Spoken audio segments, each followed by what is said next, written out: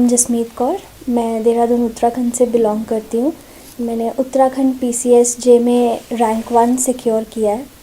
आज Delhi knowledge track के माध्यम से मैं आपके साथ अपनी स्ट्रैटेजी शेयर करने जा रही हूँ। उत्तराखंड PCSJ का एग्ज़ाम 3 लेवल्स में होता है। First is preliminary, then mains and interview. मैंने जो अपनी प्रिपरेशन स्टार्ट की थी वो इनिशियली मेंस ओरिएंटेड थी। आंसर राइटिंग डेली करती थी एंड वो बहुत हेल्प करता है आपको आगे जाके, writing speed and everything, concepts clear होते हैं। एंड उसके साथ साथ बेयर एक्ट्स आपको डेली बेसिस पे रीड करना इज़ वेरी इंपॉर्टेंट। प्रीलिम्स की नोटिफिकेशन आने के बाद मैंने अपना focus completely prelim oriented preparation पे शिफ्ट किया।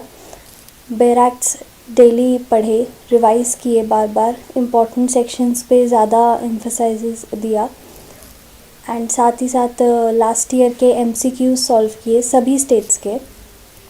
उन MCQs सॉल्व करने से आपको एक तो ये पता चलेगा कि किस तरीके का पैटर्न रहता है, दूसरा इम्पॉर्टेंट सेक्शंस भी आपको और ज़्यादा हेल्प मिलेगी एंड दोबारा रिवाइज़ होते रहेंगे। Revision is very important. अगर आप रिवाइज़ नहीं करोगे, there are so many sections कि आप कंफ्यूज हो जाओगे, एक सेक्शन में भी कंफ्यूजन क्रिएट हो जाती है। सो रिविज़न करना इज़ वेरी इम्पॉर्टेंट।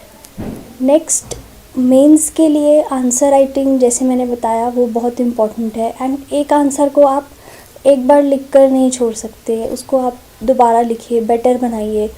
इतने सारे जजमेंट्स जो आते हैं उनके बारे में पढ़िए और वो जो जजमेंट्स रीसेंट लैंडमार्क केसेस हैं उनसे जो भी रिलेटेड प्रीवियस जजमेंट्स रहे हैं उनको रिलेट करना, वो भी बहुत इम्पॉर्टेंट है। उत्तराखंड में international law, jurisprudence, constitutional law, prelims and mains दोनों ही पॉइंट ऑफ व्यू से बहुत इम्पॉर्टेंट है। और इंटरनेशनल करंट अफेयर्स, उसके लिए आप कोई मैगज़ीन रेफ़र कर सकते हैं। मैंने क्रॉनिकल्स रेफ़र की थी 1 ईयर की, तो वो मैगज़ीन्स बहुत हेल्प करती हैं आपको करंट अफेयर्स के साथ साथ जो रीसेंट केसेस आ रहे हैं, जो भी लीगल फील्ड में जो भी डेवलपमेंट हो रही है वो आपको पता चलता है उन सब के बारे में। नेक्स्ट जो आपका एग्ज़ाम रहता है वो लैंग्वेज पेपर रहता है। Translation again is very important, वो भी डेली बेसिस पे करना बहुत ज़रूरी है। मेरा मीडियम इंग्लिश था तो हिंदी के लीगल वर्ड्स में स्पेशली बहुत प्रॉब्लम रहती थी। उसके लिए आप डेली प्रैक्टिस करें एंड साथ ही साथ आप डिगलॉट बेयर एक्ट्स आप रेफ़र कर सकते हैं ताकि आपको लीगल वर्ड्स की जो आपकी नॉलेज है वो और ज़्यादा इंक्रीज़ हो। रेवेन्यू एंड प्रोसीजरल लॉ इसमें रहता है। रेवेन्यू के साथ क्रिमिनल लॉ आता है, Indian penal code, and procedural law में जजमेंट राइटिंग, प्लेंट राइटिंग, वो भी बहुत इक्वली इम्पॉर्टेंट है। उसकी प्रिपरेशन भी मैंने इनिशियल स्टेजेस में स्टार्ट कर दी थी अपने कोचिंग टाइम पीरियड से ही, तो वो भी आपको हेल्प करता है।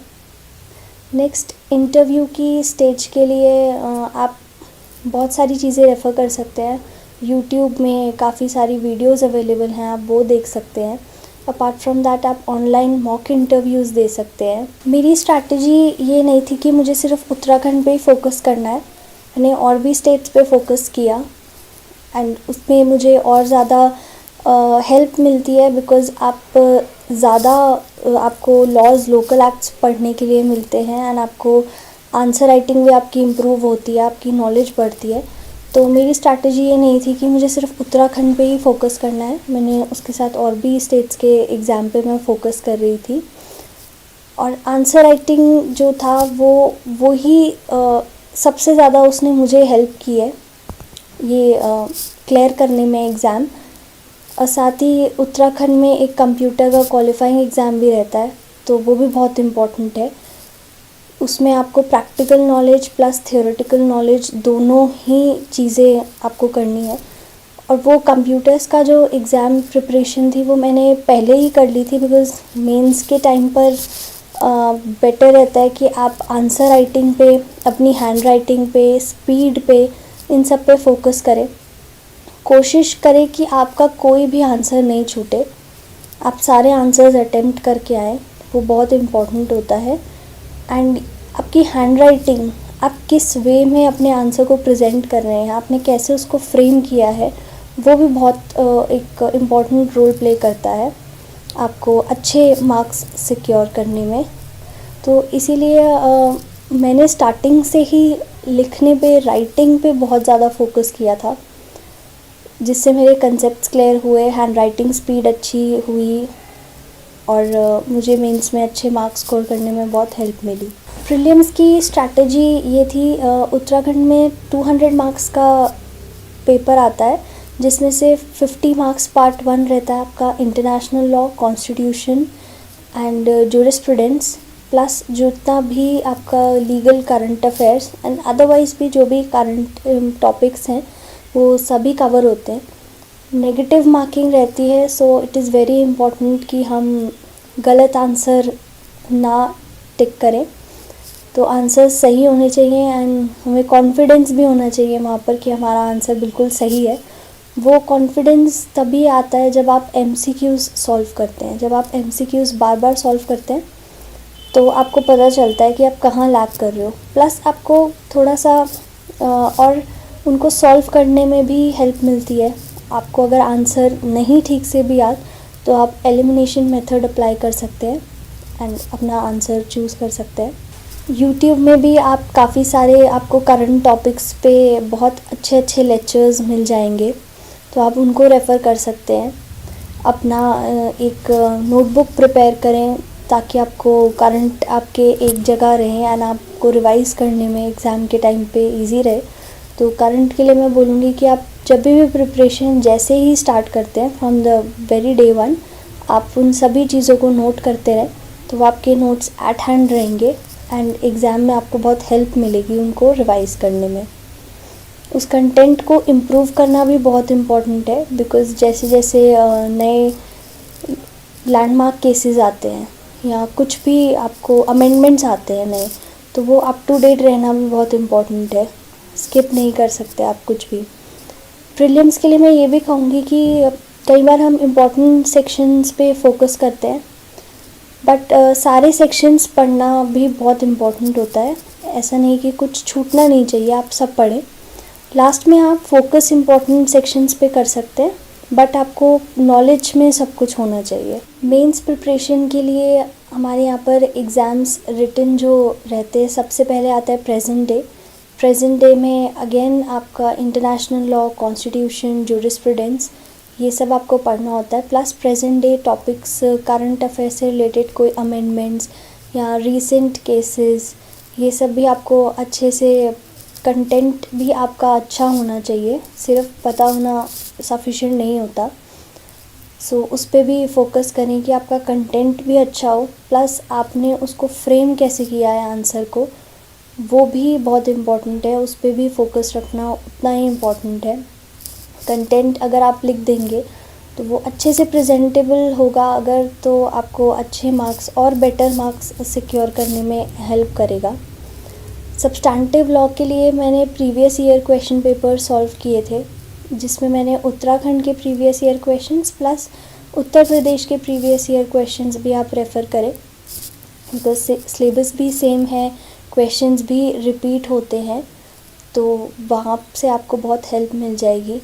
किसी भी सब्जेक्ट को, किसी माइनर सब्जेक्ट को हमें छोड़ना नहीं चाहिए। कई बार हम छोड़ देते हैं कि ये बहुत ही माइनर सब्जेक्ट है या इसमें से क्वेश्चन नहीं आता कभी कभी, तो ऐसा नहीं होना चाहिए। सब कुछ पता होना चाहिए, बिकॉज़ अगर एक क्वेश्चन के 3 पार्ट्स हैं तो आपको वो तीनों अटेम्प्ट करने हैं। लैंग्वेज जो आपका पेपर रहता है, लैंग्वेज पेपर के लिए ट्रांसलेशन इम्पॉर्टेंट है। ट्रांसलेशन में मुझे थोड़ा सा ये प्रॉब्लम आई कि मेरा मीडियम इंग्लिश था, तो हिंदी लीगल वर्ड्स को जानने में, लिखने में प्रॉब्लम होती थी। उसके लिए डिगलॉट बेयर एक्ट्स रेफ़र कर सकते हैं। स्पेशली जो कॉन्स्टिट्यूशन ऑफ इंडिया है वो अगर आपके पास डिगलॉट में है, आप उसको अच्छे से पढ़ें, दोनों ही लैंग्वेजेस में पढ़ें, तो आपको बेटर, आपकी जो लीगल वोकैबुलरी है वो बहुत बेटर हो जाएगी उससे।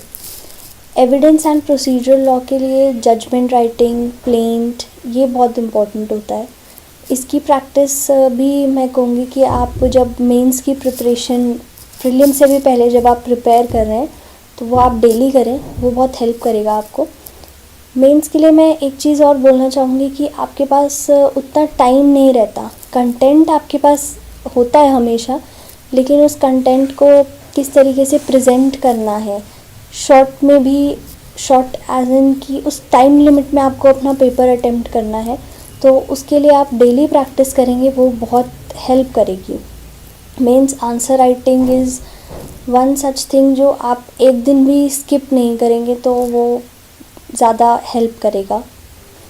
नेक्स्ट एग्ज़ाम में मैं आपका रेवेन्यू एंड क्रिमिनल लॉ, जिसमें कि यूपी ZALR एंड IPC रहता है, तो यूपी ZALR भी इज़ वन सच सब्जेक्ट जो हम नहीं पढ़ते हैं ऑन अ डेली बेसिस, हम उसको सिर्फ एग्ज़ाम के टाइम पे पढ़ते हैं। तो उसके भी नोट्स प्रिपेयर्ड रहेंगे, तो अगेन वो आपको लॉन्ग रन में हेल्प करेगा, मेंस में सबसे ज़्यादा हेल्प करेगा।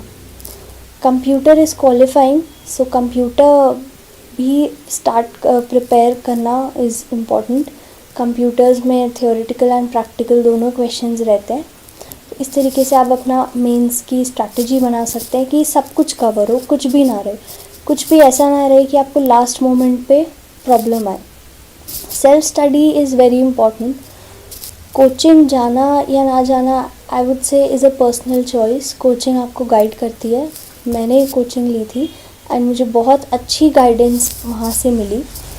बट देन सेल्फ स्टडी का कुछ भी रिप्लेसमेंट नहीं होता।